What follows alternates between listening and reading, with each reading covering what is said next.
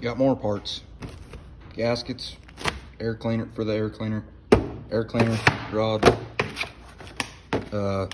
more better belt, and a throttle cable because it sucks to drive. And my headliner's here, but it's not here right now, so I'll just make another video on that someday. Pretty easy to take this off. Just a 1/2-inch socket, and take the nuts off, and then there's these washers underneath, at least on mine. If you get a cold air intake, it's probably different, but you just rip this thing off. So I have my stud here, my gaskets. What's nice with this stud is they give you a little spacer, well, 3 little ones and then 1 big one for different size filters. You can adjust it. My seals here, so this is one of the old seals. It's pretty thick, and I might just reuse this. This is another one of the old ones that's falling apart. These are Felpros, and they're kind of thin, so I don't know. Maybe I'll run them. Well, I need to run one of them, but maybe I'll just keep this old one as a spare. I don't know. We'll see. And then that's my old thing. This air cleaner housing came with this one, so I cleaned it up while I was running that on my truck. So I'm gonna throw this one on and just keep that as extra. So I gotta take these 2 posts off. Anyways, I just started the truck, just kind of check on my injectors, see how they're doing. I'm gonna need to get a rebuild kit or something. This one was drizzling pretty bad, and this one was kind of drizzling, kind of spraying, so I need to rebuild them or get new ones or something eventually. It runs really good now, but that'll help with economy if I get those fixed. So this is what the stud looks like when you take it out. There's a little washer on the bottom, so just remember to take that off so it don't fall into your intake and break stuff. So I got my stud in. Hopefully it's got enough height. I'm not sure. I still got spacers, so I can adjust it, but you can see down in there, that little gold spacer there doesn't fully go down, so this thing's able to just spin, and that's where it stops, is right there, which sucks, but I'll just have to make it work or something. Well, that definitely ain't tall enough. Okay, so nothing was long enough, so I took a bolt, tapped one end of it to go in the other, and now I'm gonna cut the head and tap the other side. It's kind of, this is a metric bolt, and that's standard, so it's got to kind of shave down the diameter too, so I'm not gonna run it all the way through, just enough to get the wing nut on there and run it all the way into the coupling. So I couldn't get it to work with those bolts because my tap was messed up or something. It just wouldn't tap the bolts right. It kept stripping them and stuff. It was weird. But I was able to make it work with the stuff that came in the kit.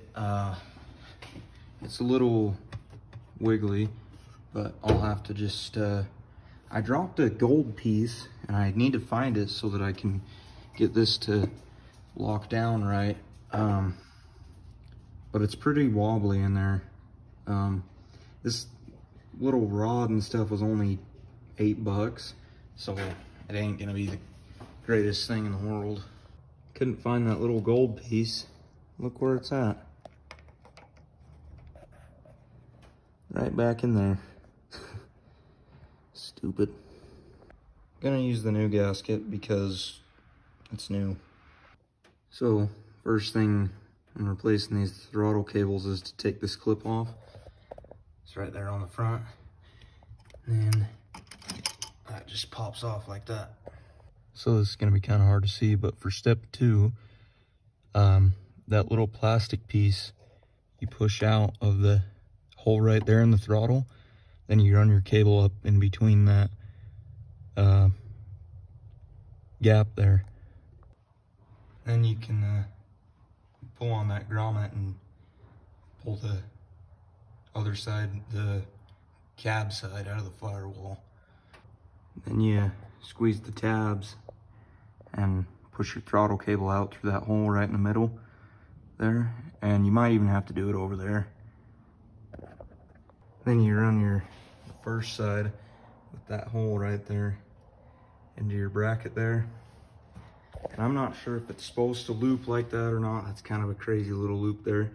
Then you put it in there. You come over here. Push that tiny little, it's kind of hard to see. There you go, you can kind of see it, that little plastic, that black plastic piece, push that back into your pedal. And then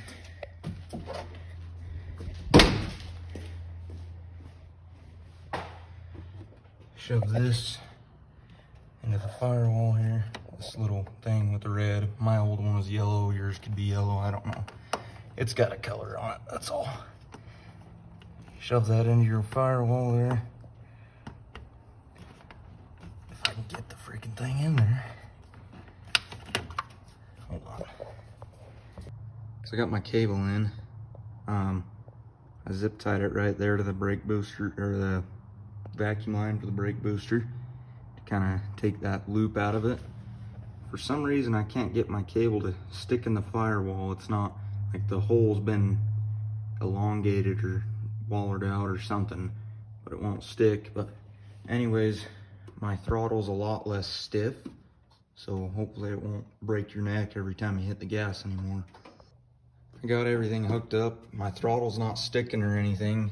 It just won't stay in that hole. Even when I was taking the old one out, I didn't even have to compress the clips to take it out. It just ripped out. So something's weird there, but this intake is gonna be pretty sweet on there. I hate having a stupid K&N sitting out there just collecting dust. It just bugs me. I like having a housing. So I'm gonna go drive this. The throttle already feels way better, so I'm gonna go drive it now. So I've been driving this for the past few days. Throttle cable's holding up just fine. It still won't go in the hole. I don't know why. I think the hole is just messed up. I put a few more zip tie, well, one more zip tie on there to kind of give it an S shape instead of that weird little loop it had on there. I don't know if that's factory, but that's the way the old one was. This air intake's been working pretty good. It's nice to have because it makes it easier to go find a filter or something. And I just like running factory stuff because, I don't know, I just do. So that was pretty easy to install. The guy who gave that to me is, well, you know who you are. But thanks for giving me that. Yeah, so it was pretty easy to do all this. I'll make a video on my smog pump and my fuel filter soon. I don't know when, but soon. I think I'll just throw the fuel filter into the smog pump video because it's so easy to do.